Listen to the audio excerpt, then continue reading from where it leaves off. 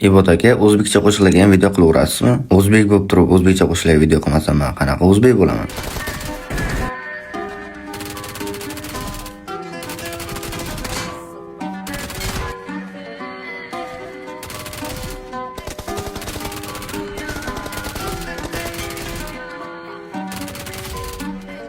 Yar yanaman, yine yanaman. Ben seni hemmeden kızganaman. Yine yar yanaman, senden yanaman. Ben seni hemmeden kızganaman. Yar yanaman, yine yanaman. Ben seni hemmeden kızganaman. Yine yar yanaman, senden yanaman. Ben seni hemmeden kızganaman. Yine gözlerim durmaz, sensiz gün ötmez. Hayatım kara sormaz. Ben üçün aç sensiz kızganaman dünyadan. Üzün bulur uyam, sen perişte güya. Gülsen güler dünya.